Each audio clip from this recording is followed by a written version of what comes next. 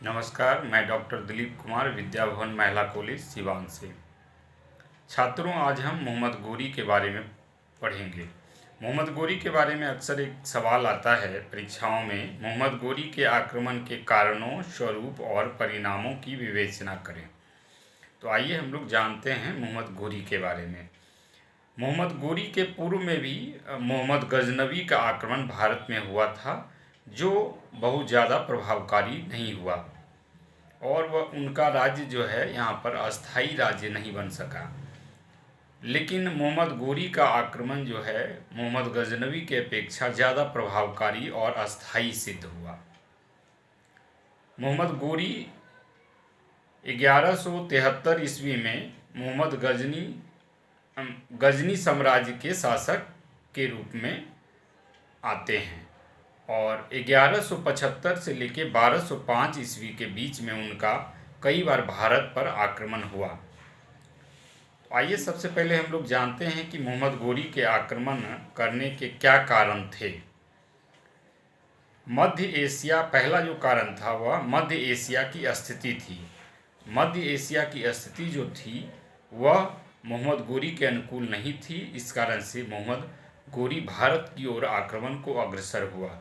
दूसरा जो कारण था वह भारतीय राजनीतिक स्थिति थी। भारतीय राजनीतिक स्थिति काफ़ी दयनीय थी और यहाँ के शासकों में एकता का काफ़ी अभाव था। वो एक दूसरे को कमज़ोर करने के कोई अवसर को खोना नहीं चाहते थे।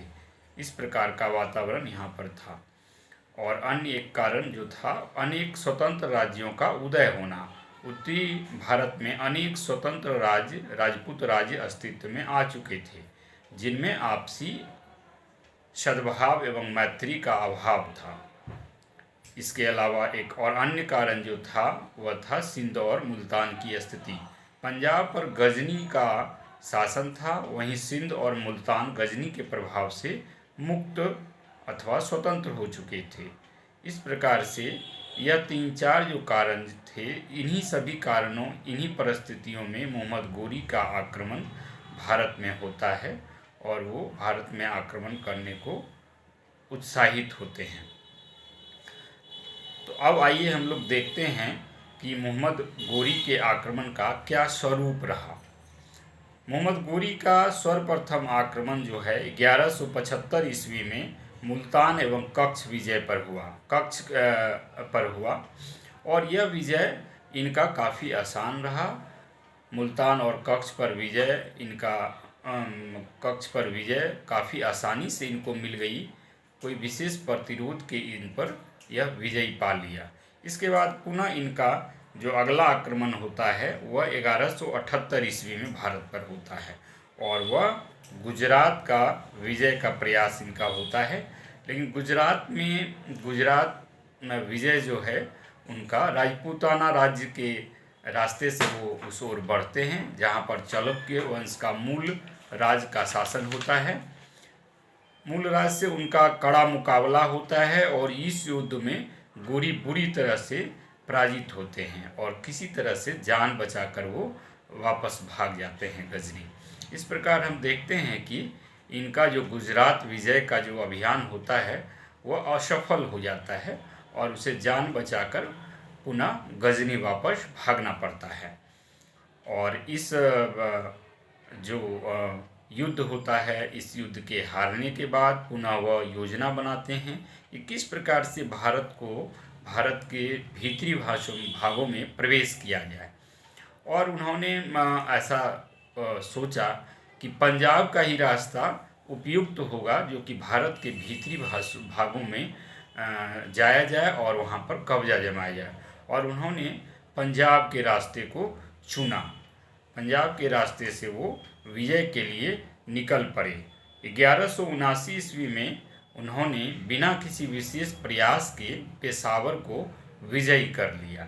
पेशावर विजयी, जहाँ पर खुसरो मलिक जो गजनी साम्राज्य के गजनी शासक थे, गजनी वंश के शासक थे, उनसे उनका मुकाबला होता है और उनको परास्त कर मोहम्मद गोरी पेशावर पर विजयी का हासिल कर लेते हैं।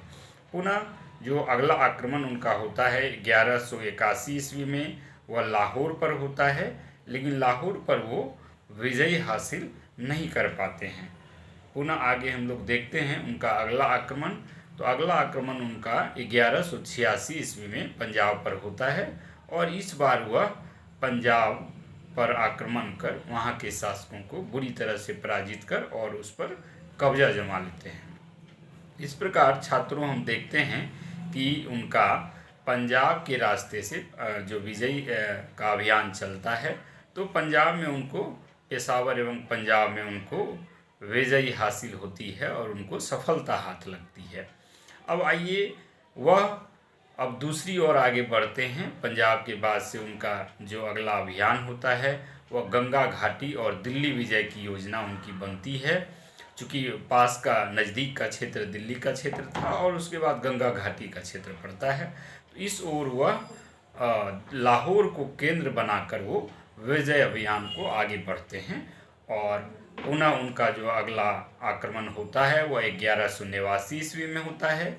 1189 ईस्वी में एक अच्छे तैयारी के साथ मोहम्मद गोरी भारत पर पुनः आक्रमण करते हैं और भटिंडा दुर्ग को वह विजयी कर लेते हैं, जहाँ पर चौहान शासक जो पृथ्वीराज चौहान तृतीय का शासन होता है। पृथ्वीराज चौहान का शासन उस समय दिल्ली भटिंडा और अजमेर पर था और वहाँ के वो शक्तिशाली राजा थे। जब भटिंडा दुर्ग पर मोहम्मद गोरी अधिकार करता है तो अपने क्षेत्र में दखल अंदाजी को पाकर पृथ्वीराज चौहान काफ़ी क्रुद्ध होता है और काफ़ी गुस्से में आता है और मोहम्मद गोरी को परास्त करने का मुकाबला उससे युद्ध करने का ठानता है और वह अपनी तैयारी में लग जाता है। तो फिर पुनः देखते हैं हम लोग कि अगला आक्रमण कौन सा होता है। और अगला आक्रमण जो होता है मोहम्मद गोरी का, वह काफ़ी भारतीय इतिहास में काफ़ी महत्वपूर्ण युद्ध है यह। और यह युद्ध जो है तराइन का युद्ध है, जो 1191 ईस्वी में तराइन के मैदान में हुआ था। पृथ्वीराज चौहान अपनी सेना के साथ भटिंडा की ओर बढ़ते हैं और थानेश्वर के निकट में तराइन के युद्ध में दोनों के बीच में भयंकर मुठभेड़ और युद्ध होता है, जिसमें मोहम्मद गोरी जो है बुरी तरह से पराजित किए जाते हैं और इसमें पृथ्वीराज चौहान तृतीय की विजय होती है और किसी तरह से मोहम्मद गोरी जो है अपना जान किसी तरह से बचाकर वो वापस गजनी भाग जाते हैं। लेनपुल के शब्दों में इससे कभी पहले मुसलमानों की सेना हिंदुओं द्वारा इतनी बुरी तरह से परास्त नहीं की गई थी। इस प्रकार हम देखते हैं कि भारतीय इतिहास का जो महत्वपूर्ण युद्ध है तराइन का प्रथम युद्ध, उसमें मोहम्मद गोरी की पराजय होती है और पृथ्वीराज चौहान तृतीय की विजय होती है और पुनः पृथ्वीराज चौहान जो है भटिंडा पर अधिकार कर लेते हैं। अब हम लोग छात्रों देखते हैं कि मोहम्मद गोरी जो है उनका कुछ युद्ध में विजय हासिल होती है, लेकिन जब राजपूत शासक पृथ्वीराज चौहान से उनका मुकाबला होता है तो उनको शिकस्त हासिल मिलती है। तो मोहम्मद गोरी भी हारने वाला इंसान नहीं था, काफ़ी वह एक जिद्दी स्वभाव का और काफ़ी अकड़ स्वभाव का था और वह पुनः युद्ध करने को ठानता है और अपनी तैयारी में वह लग जाता है गजनी जाकर वापस, और वह एक बड़ी सेना तैयार करता है। लगभग 1,20,000 सिपाहियों की वह भर्ती अपनी सेना में करता है और इसके साथ ही 10,000 घुड़सवार धनुर्धर को भी वह तैयार करता है, अपनी सेना में शामिल करता है और युद्ध की ओर काफ़ी तैयारी के साथ वो भारत पर युद्ध की ओर पृथ्वीराज चौहान तृतीय के विरुद्ध में वो अभियान पर निकल जाता है। इस बात की सूचना जब पृथ्वीराज चौहान को मिलती है तो वह भी उससे मुकाबला करने के लिए, मोहम्मद गोरी से मुकाबला करने के लिए आगे बढ़ते हैं और वो विभिन्न राजपूत शासकों को इसके लिए न्योता देते हैं, साथ देने के लिए न्योता देते हैं और 150 राजपूत शासक उनके सहायता के लिए आ जाते हैं। और केवल वह जो नहीं आता है उनके साथ, वह कन्नौज का शासक था जो जयचंद्र अथवा जयचंद्र था, जो पृथ्वीराज चौहान से जिनकी व्यक्तिगत दुश्मनी है, वह उनका साथ नहीं देता है। और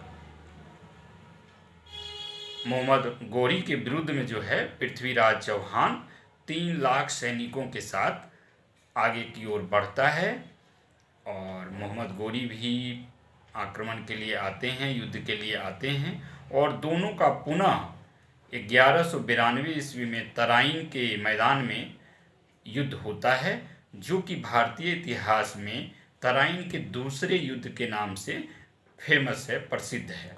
और इस युद्ध में छात्रों हम देखते हैं कि पहला जो तराइन का युद्ध था, जिसमें पृथ्वीराज चौहान तृतीय को विजयी हासिल होती है, लेकिन इस युद्ध में वो पराजित हो जाते हैं, बुरी तरह से पराजित होते हैं और बंदी बना लिए जाते हैं। और यह विजयी जो हासिल होती है मोहम्मद गोरी को, वह उनका जो सैन्य संचालन होता है और उनका घुड़सवार जो तीरंदाज के साथ जो घुड़सवार उनके होते हैं, जो काफ़ी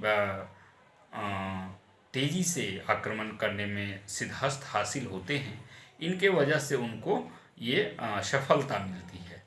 पृथ्वीराज चौहान बंदी बना लिए जाते हैं। ऐसा कहा जाता है कि बंदी बनाकर उनको अंधा बना दिया गया और उनकी हत्या कर दी गई।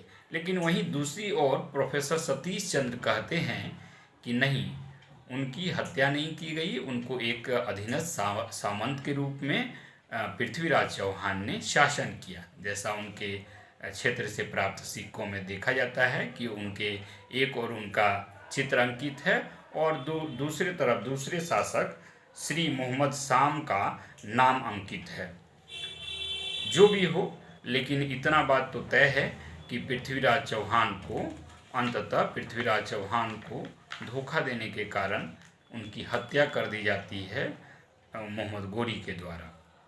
और इस युद्ध से जो है गौरी की महत्वाकांक्षा जो है काफ़ी बढ़ जाती है, राजपूतों के हौसले पस्त होते हैं और गौरी जो है आसपास के झांसी, मेरठ, अलीगढ़ इत्यादि कई क्षेत्रों पर अपना कब्जा कर लेता है और दिल्ली को अपनी राजधानी के रूप में वो बनाता है। तो इस प्रकार छात्रों हम देखते हैं कि जहाँ प्रथम युद्ध, तराइन के प्रथम युद्ध जो 1191 ईस्वी में हुआ, वहाँ पर पृथ्वीराज चौहान की विजयी हासिल होती है और किसी तरह से मुश्किल से जान बचाकर मोहम्मद गोरी भागता है। लेकिन दूसरी तराइन के दूसरी युद्ध जो 1192 ईस्वी में होता है, उसमें पृथ्वीराज चौहान को एक बड़ी शिकस्त मिलती है और उनकी हत्या तक कर दी जाती है। अब आइए हम लोग देखते हैं कि इसके बाद क्या मोहम्मद गौरी का और दूसरा आक्रमण हुआ। मोहम्मद गौरी का इसके बाद महत्वपूर्ण एक और आक्रमण होता है, वह 1194 ईस्वी में चंदावर का युद्ध होता है और यह युद्ध ये जयचंद के विरुद्ध होता है, जो कि पहला युद्ध में, तराइन के प्रथम युद्ध में पृथ्वीराज चौहान का साथ नहीं दिया था। तो उनके विरुद्ध में यह आक्रमण 1194 ईस्वी में चंदावर का युद्ध मोहम्मद गोरी के द्वारा होता है और दोनों की सेना में भयंकर मुकाबला होता है और अंततः जयचंद मारा जाता है और उनके पुत्र जो हैं हरिश्चंद्र मोहम्मद गोरी की अधीनता स्वीकार कर लेती है। इस प्रकार हम लोग देखते हैं कि 1194 ईस्वी में चंदावर के युद्ध में पुनः मोहम्मद गोरी की विजय हासिल होती है और मोहम्मद गोरी पुनः गजनी लौट जाता है और उनके अनुपस्थिति में उनके विश्वसनीय जो प्रतिनिधि होते हैं कुतुबुद्दीन ऐबक, उनके द्वारा भारत के कई क्षेत्रों में सीमा का विस्तार किया जाता है। पुनः 1194 के बाद 1195 ईस्वी में मोहम्मद गोरी का पुनः भारत आगमन होता है और इस बार वह दिल्ली की दक्षिणी सीमा का विस्तार के लिए उनका यहाँ पर आगमन होता है और बयाना और ग्वालियर पर वो अधिकार कर लेते हैं। इस प्रकार वह दिल्ली की सीमा को सुरक्षित करते हैं। अब हम लोग छात्र देखते हैं कि मोहम्मद गोरी जो है कई क्षेत्रों पर विजय हासिल करते हैं और उनका सीमा विस्तार होते जाता है, लेकिन उनके जो अधीनस्थ जो उनके प्रतिनिधि होते हैं कुतुबुद्दीन ऐबक और बख्तियार खिलजी, उनके द्वारा भारत में काफ़ी सीमा विस्तार, तुर्की सीमा का काफ़ी विस्तार किया जाता है। कुतुबुद्दीन ऐबक के द्वारा मध्य भारत के कई क्षेत्रों खजुराहो, कालिंजर, महोबा इत्यादि पर आक्रमण कर वहाँ पर अधिकार किया जाता है। गुजरात पर भी आक्रमण कर वो लूटते हैं। बनारस इत्यादि, कन्नौज वगैरह में भी उनका क्षेत्र विस्तार होता है कुतुबुद्दीन ऐबक के द्वारा। वहीं दूसरी ओर पूर्वी भारत में बख्तियार खिलजी के द्वारा तुर्की सीमा का विस्तार का कार्य चलता है। और यह बख्तियार खिलजी जो है पूर्वी भारत में उद्दंतपुरी पर कब्जा, बिहार के उद्दंतपुरी पर कब्जा करते हैं और उसका नाम वो रखते हैं। उद्दंतपुरी जो है बिहार शरीफ का पुराना नाम था और उद्दंतपुरी जगह का नाम वो बिहार शरीफ रखते हैं। जैसा कि हम लोग छात्र जानते हैं, एक जगह का नाम है बख्तियार खिलजी के बारे में हम लोग जान रहे हैं कि वो अपनी सीमा का विस्तार भारत के बिहार में कर रहे हैं। तो एक बख्तियारपुर नामक एक जगह है जहाँ से नालंदा बिहार शरीफ की ओर जाया जाता है। तो ये बख्तियारपुर जगह भी यही बख्तियार खिलजी के नाम पर यह जगह का नाम रखा गया है। तो ये बख्तियारपुर जगह जो है उन्हीं के नाम पर रखा गया है। तो बख्तियार खिलजी जो हैं वहाँ पर अपना बिहार शरीफ की स्थापना करते हैं और वहाँ पर वो नालंदा और विक्रमशिला विश्वविद्यालय, ये दो प्राचीन महाविश्वविद्यालय थे हमारे भारत में और काफ़ी विश्व प्रसिद्ध थे अपनी शिक्षा जगत के लिए। तो इन दोनों को ये काफ़ी क्षति पहुंचाते हैं। नालंदा विश्वविद्यालय में भी ये जमकर तोड़ करते हैं और विक्रमशिला पर भी, यहाँ तक कि कहा जाता है कि विक्रमशिला जो नालंदा विश्वविद्यालय जो था उसमें इनके द्वारा आग लगा दिया जाता है। कई वर्षों तक वहाँ की पुस्तकों जलते रहते हैं और इस तरह से काफ़ी वहाँ की जो है शिक्षा भवन को, जो वहाँ का विश्वविद्यालय भवन है, उसको काफ़ी हानि पहुँचती है। और इसके पश्चात बिहार में अपनी सत्ता स्थापित करने के बाद पुनः बख्तियार खिलजी जो है वो पूरब की ओर बढ़ते हैं और बंगाल पर कब्जा करते हैं और बंगाल का शासक वो बन बैठते हैं और अपनी राजधानी वहाँ पर वो लखनौती को बनाते हैं। इस प्रकार से हम लोग देखते हैं कि मोहम्मद गोरी की अनुपस्थिति में उनके जो अधीनस्थ जो उनके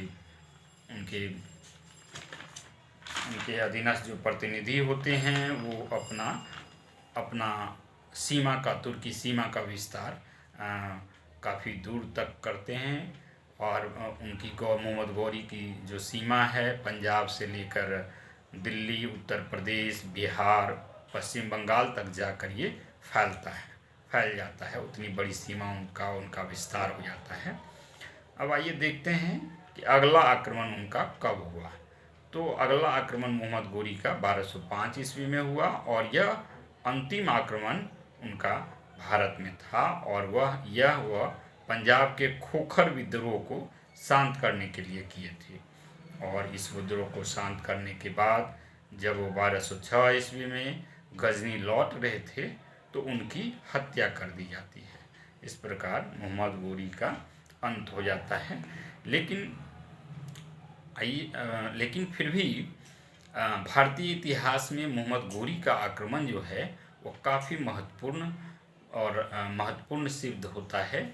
और यद्यपि वह प्रत्यक्ष रूप से यहाँ शासन नहीं करता है, लेकिन उनके उत्तराधिकारी हैं और उनके प्रतिनिधि जो हैं यहाँ उनका सीमा का काफ़ी विस्तार करते हैं और उनका यहाँ पर अस्थाई शासन बाद के दिनों में भी चलता रहता है और उनका यहाँ पर जो शासन होता है वह मोहम्मद गजनवी की अपेक्षा ज़्यादा प्रभावकारी और अस्थाई और महत्वपूर्ण सिद्ध होता है। दूसरा महत्व यह है कि मोहम्मद गजनवी जहां लूट खसोट कर वापस चला जा रहा था, उनका अधिकार केवल पंजाब और मुल्तान पर ही था। वहीं मोहम्मद गौरी का जो अधिकार है पंजाब, मुल्तान, राजपूताना, उत्तर प्रदेश, बिहार, बंगाल बड़े हिस्से पर हो गया था। और इतना ही नहीं, मोहम्मद गजनी जो है वह गजनी लौटने के पूर्व मोहम्मद गोरी जो है वह विजित क्षेत्र की सुरक्षा की भी व्यवस्था करता है। फलतः उसकी मृत्यु के उपरांत भी भारत में उसका राज्य बना हुआ रहता है। अब हम लोग इसके महत्व को जान लिए, क्या इनके आक्रमण का यहाँ क्या महत्व रहा। अब आइए हम लोग परिणाम को जानते हैं कि मोहम्मद गोरी के आक्रमण का क्या परिणाम हुआ। तो यहाँ पर पहला जो परिणाम हुआ, महत्वपूर्ण परिणाम वह हुआ कि मुस्लिम राज्य की स्थापना। गोरी के आक्रमण के विजय के उपरांत जो हुआ, राजपूत जो शक्ति थी वह नष्ट हो गई और यहाँ पर मुस्लिम राज्यों की स्थापना का मार्ग प्रशस्त हुआ। दूसरा जो यह महत्वपूर्ण परिणाम हुआ वह प्रशासनिक हुआ। जो सामंतवादी व्यवस्था जो चली आ रही थी राजपूत काल में, वह खत्म होने को निकट हो गया। मतलब वह जो सामंतवादी व्यवस्था जो थी उनका अंत होना अब अवश्यंभावी हो गया। और उसके जगह जो सामंतवादी व्यवस्था के जगह है अक्तादार नामक एक नया पद आया। इस पद के लोग राजस्व वसूलने वाला और प्रशासन की देखभाल करने वाला सैनिक अधिकारी अस्तित्व में आया, जिसे अक्तादार कहा जाता था। अब आइए अगला इसका परिणाम देखते हैं। अगला जो महत्वपूर्ण परिणाम इसका था वह था केंद्रीय सत्ता की पुनः स्थापना होने लगी। केंद्रीय सत्ता की पुनः स्थापना होने लगी। और फिर इसका अगला जो महत्वपूर्ण परिणाम हुआ वह नई शहरी अर्थव्यवस्था का आरंभ। नई शहरी अर्थव्यवस्था का भी आरंभ हुआ। और फिर अगला इनका महत्वपूर्ण जो परिणाम हुआ यह कि विश्व के अनेक देशों, खास करके आपको एशिया और अफ्रीका से भारत का जो है वह जो है संपर्क आगे बढ़ा। और एक परिणाम और भी देखने को मिलता है कि भारतीय जो है शिक्षा जगत को जो है, जो यहाँ पर जो दो महत्वपूर्ण विश्वविद्यालय थे वह नालंदा विश्वविद्यालय और विक्रमशिला विश्वविद्यालय, इनको काफ़ी क्षति पहुँचती है और इनकी शिक्षा जो है कुछ दिनों तक अवरुद्ध हो जाती है। तो इस मायने में उनका जो ये जो ये आक्रमण है वह काफ़ी मतलब दुखदाई और यहाँ के लिए काफ़ी क्षतिदायक ये सिद्ध हुई। और इसके अलावा तुर्की प्रभाव के कारण यह भी हुआ कि कुछ स्थापत्य कला का भी विकास हुआ, कई भाषाओं का भी विकास हुआ। यह भी उनके परिणाम के रूप में जाना जाता है।